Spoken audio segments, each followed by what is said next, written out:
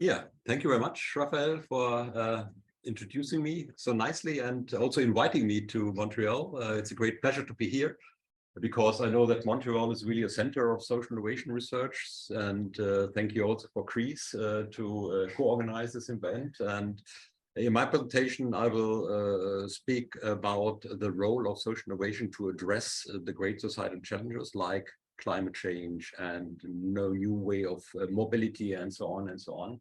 And also try to say how social innovation can contribute to the transformation to a sustainable, more sustainable society, let's say it like that. And I will do it against the background of my research activities. Now I have to be careful not to just skip. You can click away as I don't, it doesn't work.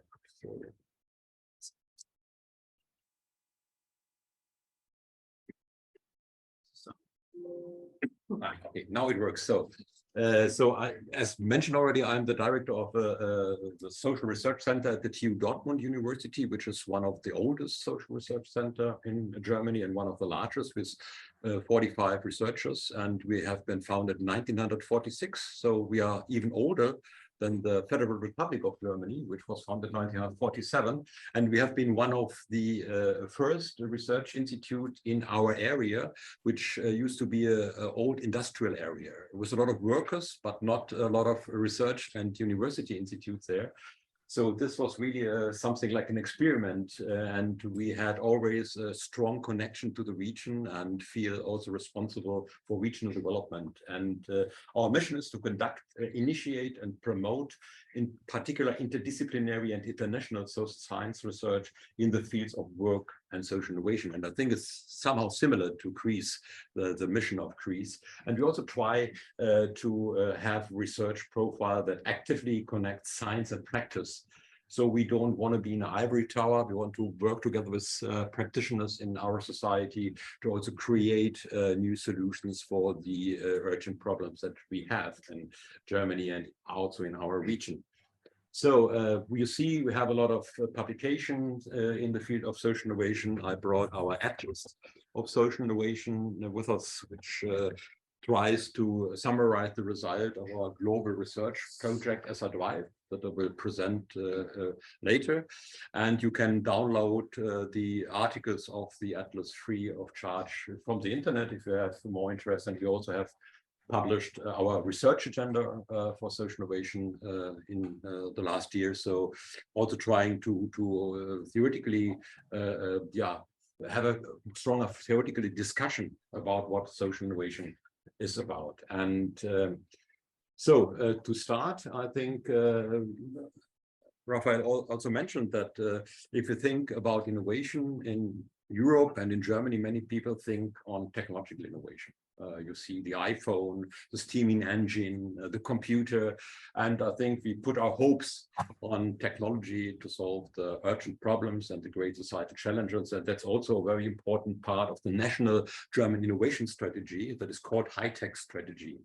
And the core idea is that emerging technologies are the basis for new products, processes, and services which can contribute to mastering current social challenges. And without them, the high-tech strategy said innovation would be unthinkable today. But I think that isn't true. And also the high-tech strategy has already changed, and I'll get back to that later. And also with regard to sustainable development, we have a strong focus in the European Union on new technologies. It's called the Twin strategy, which tries to combine the technology and digital transformation on the one hand and the green technologies to create a more, I would say, sustainable society. But they don't focus on social innovation so much, even if we tried to convince them that it's a very important point. And we are just ongoing to do that. And I think if you take a look, you all will know this graph at the Sustainable Development Goals of the UN, only go to the first 5.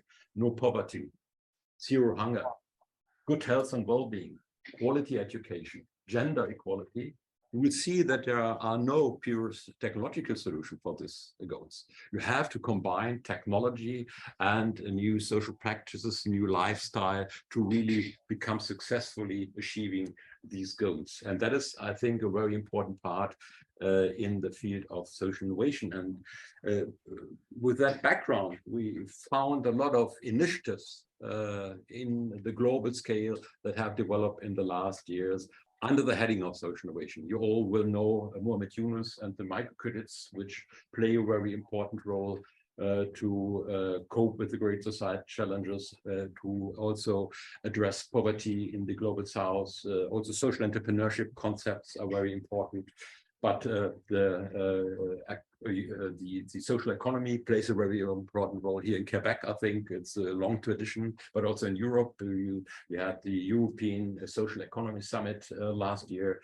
Concepts like car sharing, trying to find new modes of transportation, and also climate change are very important examples for social innovation and how social innovation can contribute to open up new avenues for a more sustainable future.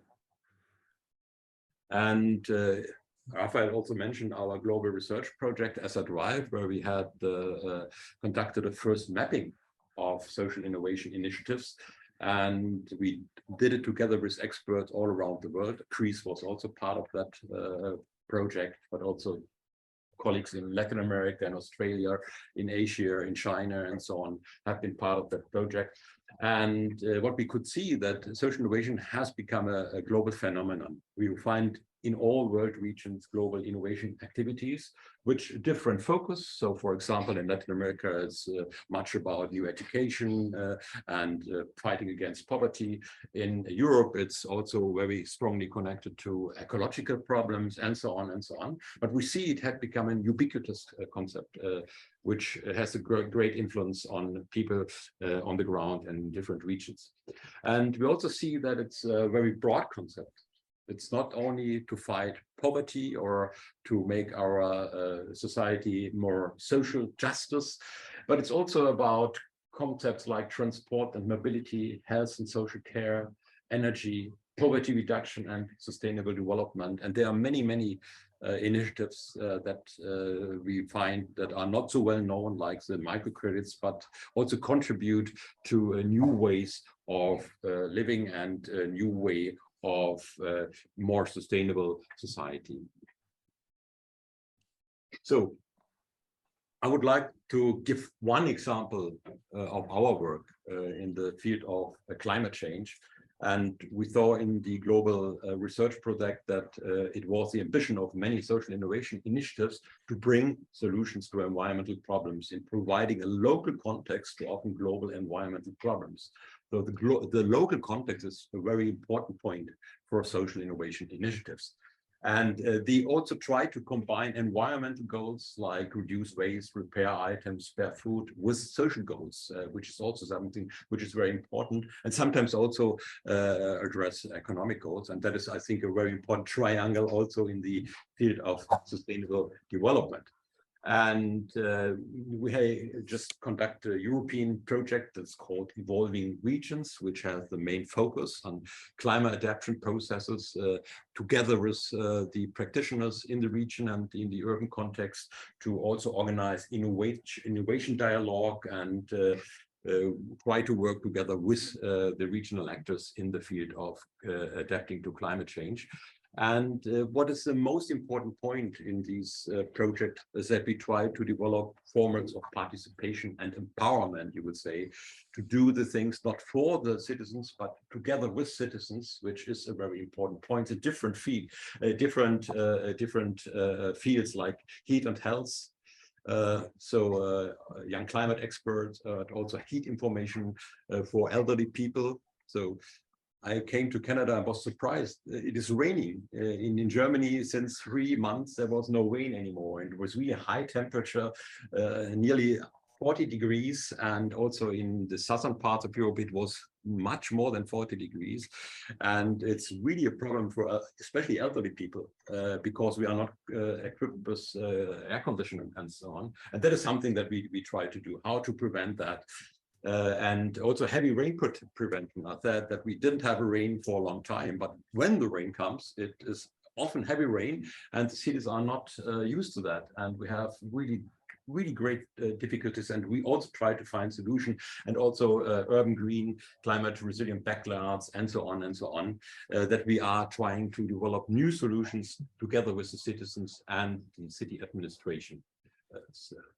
No, that was right. So the core is that we try to have pilot development and testing of new practices and technologies to continuously improve urban resilience to climate change, and also to create visions for a climate resilient future and a roadmap for reaching our aim. And that is something that is very important, to combine visions with concrete actions that help us to really be successfully in achieving our aims. And as I mentioned before, a very important feature for us in social innovation is new modes of participation. Therefore, if we develop a roadmap for a region, we always involve all partners. We involve the cities and the neighborhoods. We involve city administration. We also involve research institutes like the TU Dortmund and our institute. Also, local business is a very important point, and try to really create a new vision together with the citizens of the city of Dortmund or other regions where we try to conduct these projects. So I think it's very important to see that these activities, they describe some very important features for social innovation. I think it's three very main points that I would like to make. One is, these activities are not about technologies in the first line. Technologies may play a role, but then it's often not high tech. It may be very old technologies that we reuse, or frugal innovation is something that is very important, that we do not have always a high-tech solution. That is fun. The second thing is to do it together, not to do it for people, but together with people, and empower people to also become able to be part of these processes. And last but not least, it is not about new products and services. It's not an economic concept of innovation. It's a concept of a social innovation that tries to really solve some problems. It may be also a new product or a new service that comes out of it, but it may be also something that has nothing to do with the market. And that is something that is very important. But that's the first part of my presentation, where I try to show that the social innovation can contribute to, I would say, address some of these societal challenges that we all have. But on the other hand, we see that many of these activities, initiatives, they remain on the local level. They don't scale up. They don't develop a social impact, which is very important. They don't even want to, because they say we want to solve a problem here in Dortmund, and it doesn't interest us if it is really scaled up and so on. And that is something which is quite okay for the social innovator, but it's a very problem if you see I would say the importance of the problems that we have to solve. So we have to produce more social impact. We have to also think about how this social innovation can lead to systemic change. And a colleague of mine in Dortmund, he says social innovation could also be understood as a repair of social structures.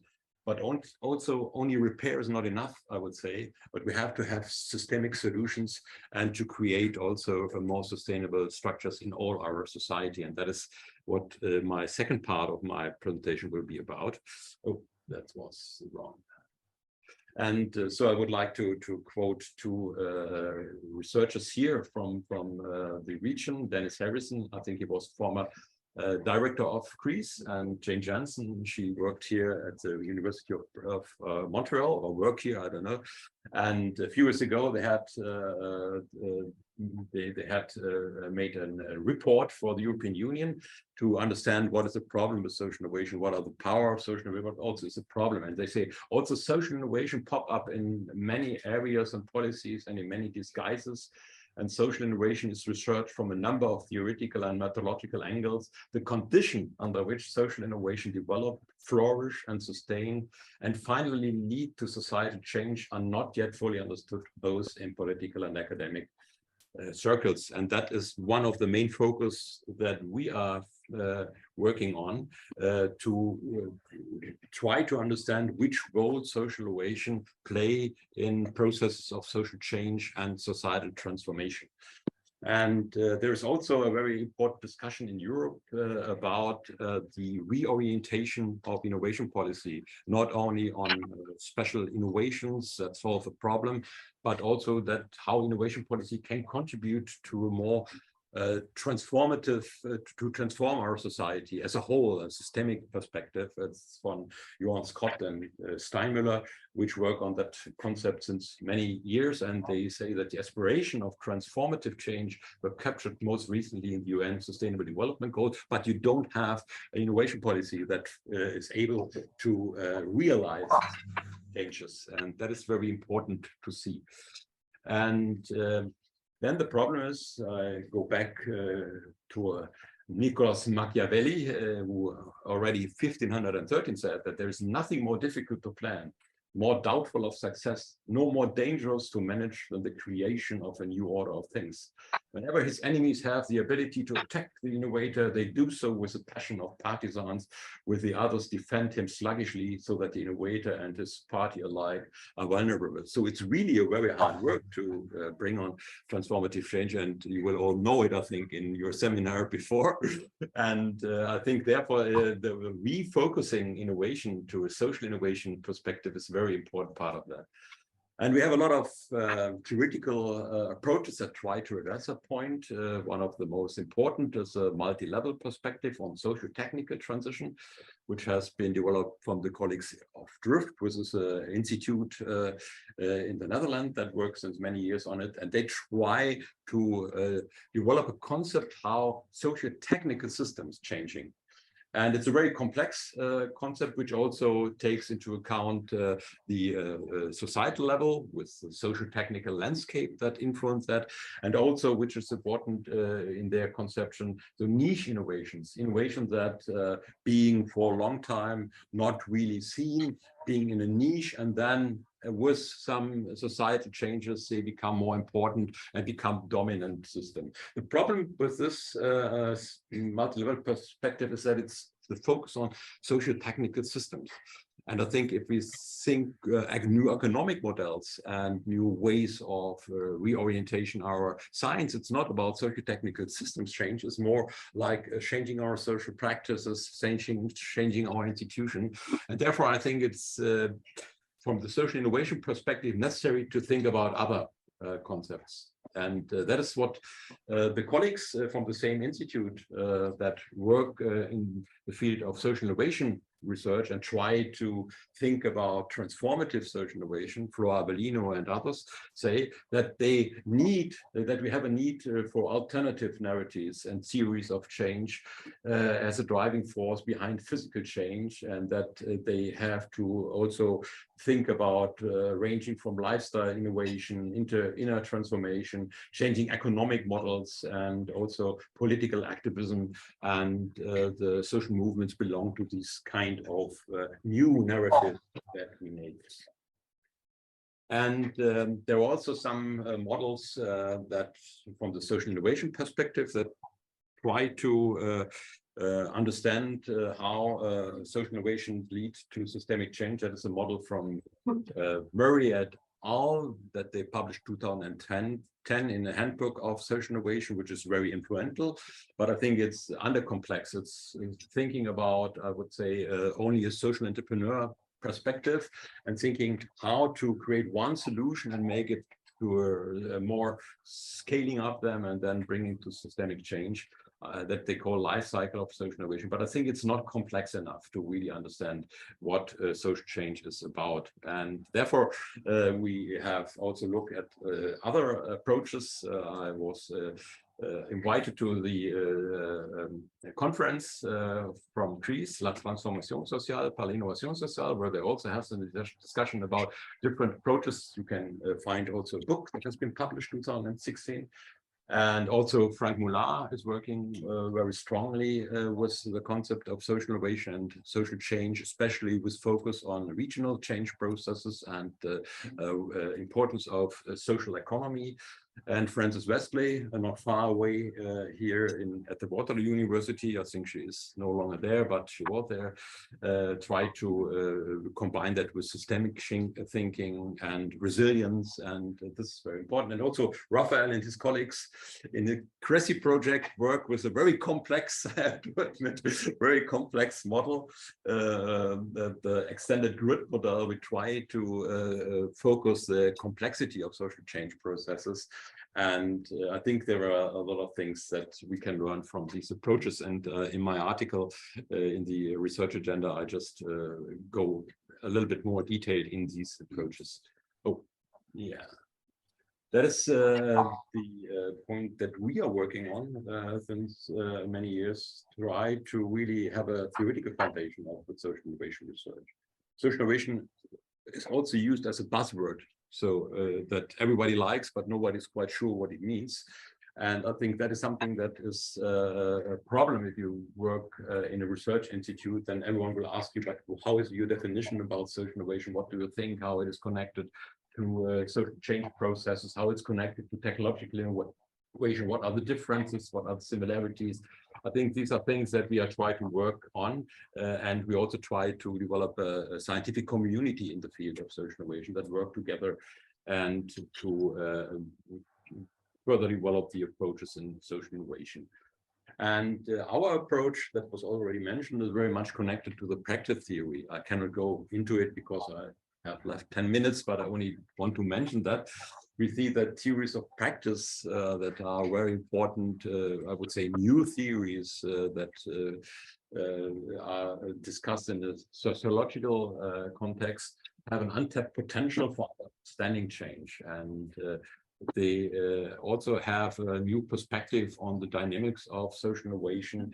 And the important point is, compared with the technology-oriented innovation or the socio-technical system function, they say that change can come from everything. It's not only the technology that drives change, but also the change of mindsets, new competences can drive change. And that is very important to see, because then you can have another perspective, a broader perspective on what drives change. And these social practice theory are very important because they say social practices are the basic entity for our social life. They are composed of nameable, individual, also independent practices like practice of governance, organizing partnerships, practice of comfort, cleanliness, convenience, practices of working and nurturing, practice of consumption. So the whole range of the things that we do are part of this social practice theory. And they say that these practices, they are composed from different key elements. So it's physicality, that means our body is part of that. We are not only our brain, but we are more, our body is part of our practice. And what we do is also very much connected to that, how we feel, how we are in our body. It's not only a rational thing that we do. And also materiality belongs to the practice. So the artifacts. So if we talk about practices of mobility, we have to think about the car, which is a very important part.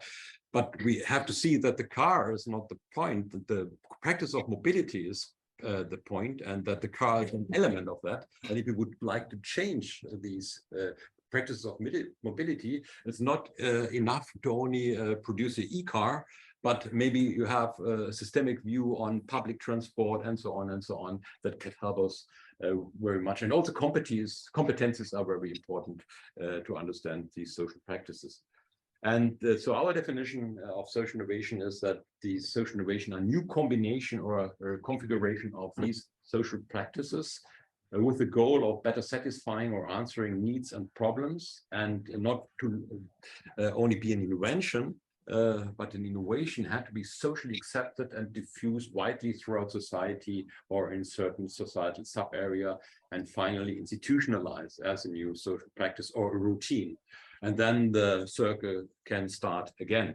This is a very important point. And CRESI feedback, they had a much nicer description of that. They say, in this light, innovation can be understood as a process of collective creation, in the course of which the members of a particular total population learn, that is, invent and establish new ways of playing the social game of collaboration and conflict. In a word, a new social practice and in the course of which they acquire the necessary abilities to do that. And this also connects to, as I mentioned before, the dominant theory to understand innovation is an economic theory coming from Schumpeter, and there the innovation is a very important driver of economic development. And the main actors are entrepreneurs, which bring the new products, services in the market. And before Schumpeter, there was a sociologist that worked in the field of innovation, that is Gabriel Tarde.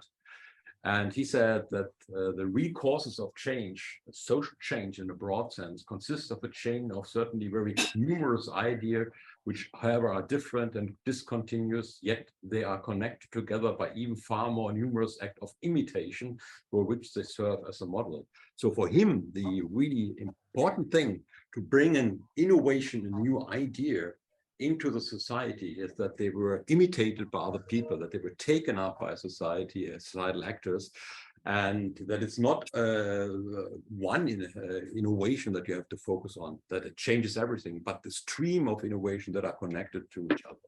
And that is very important. And Schumpeter based his economic theory on the theory of Gabriel Tarde, but the social theory was forgotten then for a long time. I think that's the problem, and that we have to see that innovation should be a broader concept that is not only for economy, but really for the whole society, and that has a lot of consequences.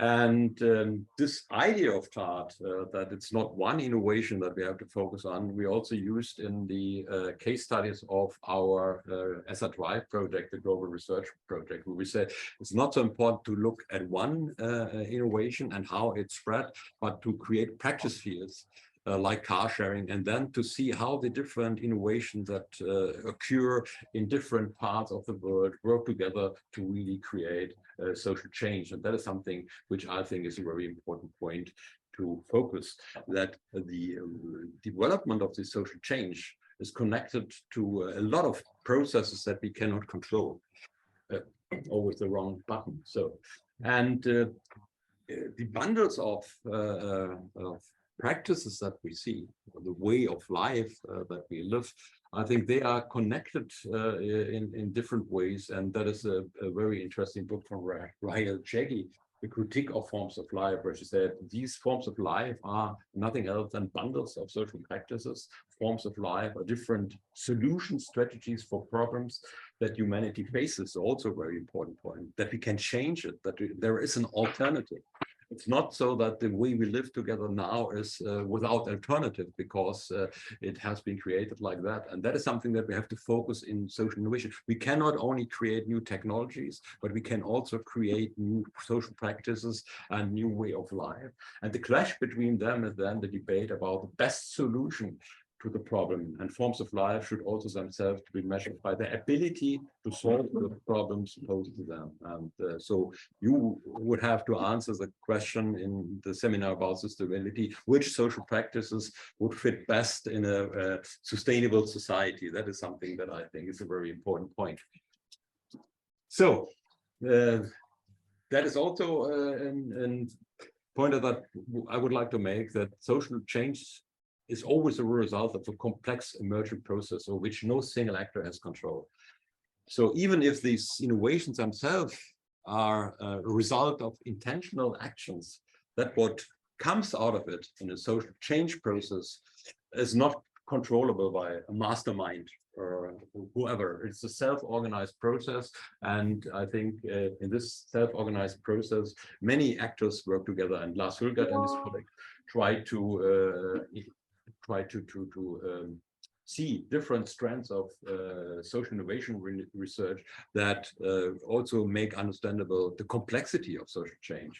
So it's the social movements which contribute to social innovation, and volunteerism is a very important point, but also new public management could be seen as part of social innovation processes, and so on and so on. And I think that all these approaches are important to better understand the complexity of social change processes. And I therefore do not want to discuss them against each other. So we have some problems in the research of social innovation that there is a struggle about which is the right concept. And I think these different concepts also allow us different perspectives on the concept, and we can think about which is the thing that we need to better understand the processes of social change and to see the strengths in these different approaches.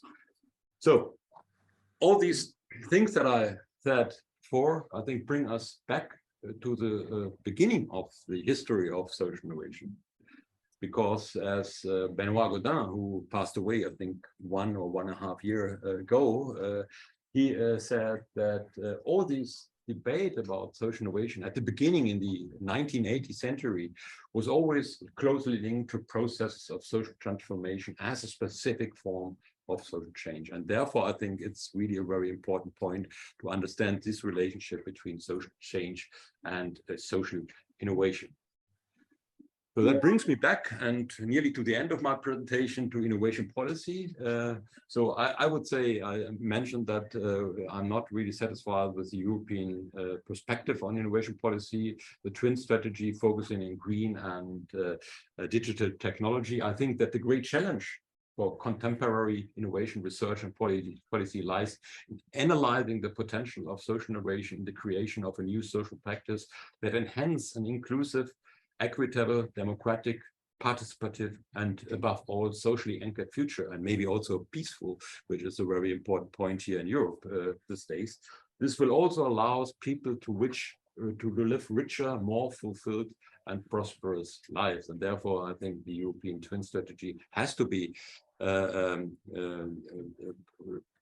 aligned with the concept of social innovation. And luckily, fortunately, we have already some success in the German high-tech strategy, which is still called high-tech strategy, but is based on a comprehensive term of innovation since 2016, 2018, which covers not only technological, but also social innovation and includes society as the main actor. So this was my presentation. Thank you for your attention. And if you would like to read more about our understanding of innovation and to try to better understand how the social world of social innovation is, you may take a look at the Atlas of Social Innovation, and you find really exciting case studies and examples. Thank you.